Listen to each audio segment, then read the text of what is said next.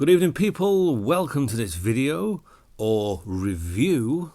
I hesitate to call it a review because I never considered any individual film that I talk about a review, but for lack of a better word, I can put it in the thumbnail, review.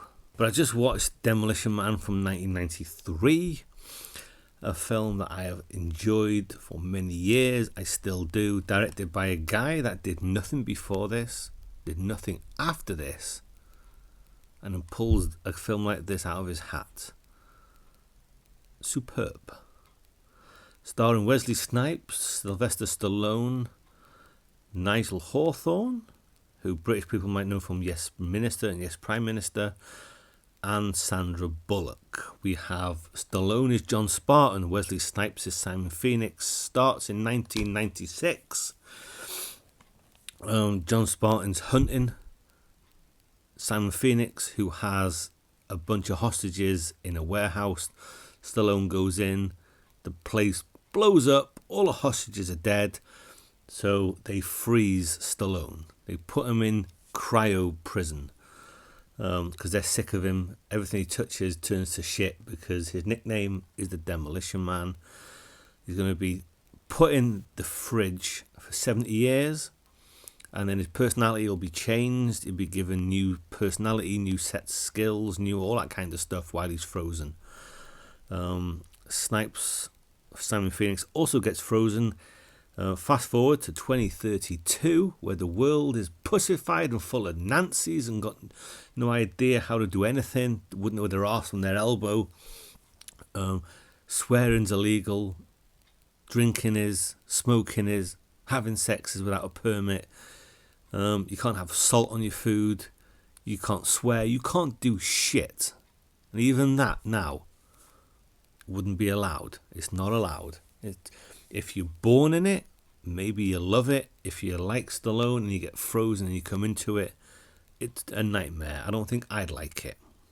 I think I'd feel like he does at the beginning of the film. But Simon Phoenix, parole hearing, he escapes, goes on a rampage, kills a shitload of people, shitload of cops. They've got no idea. They've got handheld units telling them what to do. Speak to the offender in a harsh, authoritative voice. Lay down and put your hands behind your back. Like that shit's going to wash with this guy who's now been programmed with martial arts, with computer skills, with all of this stuff for a reason. You find out he's been thawed out for a reason, and it is to quash an underground rebellion. So they can't handle him, so they go and get Stallone. They thaw out Stallone. They call him all kinds of names: dinosaur, primitive, all this kind of thing, but I don't think he gives a shit. I think he quite enjoys it. He's got to get used to this new world where you can't do shit, you can't say shit. He's aided by Sandra Bullock, who is a big fan of the 20th century. She has a Lethal Weapon 3 poster on a wall. She has a jukebox in her home. And together, they'll go out and find Simon Phoenix. It's a film I've always enjoyed. I've always liked it. It's a lot of fun. Stallone and Snipes together. They have great banter, great rapport with each other, I think, as does Stallone and Sandra Bullock. Not quite as fiery and as natural as Sandra Bullock and Keanu Reeves, but they are great together. So, Wesley Snipes looks like he is having one hell of a time. Even though he didn't want to do the film to start with and he hated his hair, it looks like he's having a blast. It really does. And it's one of those films where I enjoy the action. I've said this many times, even maybe I said it to myself. It's a film where I love the action. It's great action, whether it's gunplay, whether they're shooting at each other, whether he's using a shotgun, whether he's using a ray gun, whether they're punching and kicking the shit out of each other, whether it's a car chase. I love the action. But equally, I love everything that happens in between the action.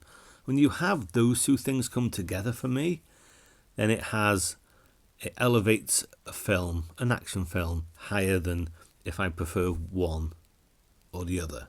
First choice for Simon Phoenix was Jackie Chan. He didn't want to be a villain, and I can't imagine Jackie Chan in that role. I can't imagine him and Stallone having the back and forth they do with Jackie Chan. We also have Laurie Petty in a Sandra Bullock role, but her and Stallone didn't get on with each other, so she left and in came Sandra Bullock. Good choice. The look of the city is a kind of visual that I like. It's clean, it's calm, everywhere is nice, but then again, underground, the old city, lots of cities in the world have, the old town or the old city. I love seeing that as well. Stallone eats a rat burger at one stage. I dread to think what his actual beer he was drinking. Probably rat piss as well. So visually, I like it. It's 115 minutes. It moves along at a pace. Nigel Hawthorne is the guy that put all this city together. He put it all together. He is our saviour.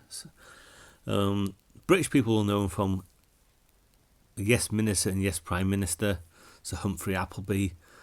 But he has something to do with Simon Phoenix coming back. And the end fight with Stallone and Wesley Snipes. And he uses the old freeze gunge. Yeah, that's cool. I like that. Then again, I like it all. There's nothing I don't like about this film.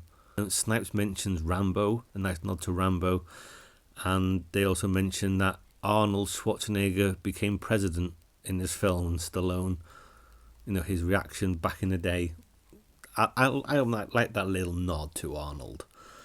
But as I say, fun film, exciting film, funny film, a look into the future maybe, however far into the future it is. Definitely further ahead than 2032. But yeah, a world and a society where you can't say shit, you can't do shit, and everything that you do say will be punished. In a world of pussies, Nancys, fairies and wimps who want everything all nicey. Yeah, but Demolition Man, I highly enjoy it, and I know that I always will. You're going to regret this for the rest of your life.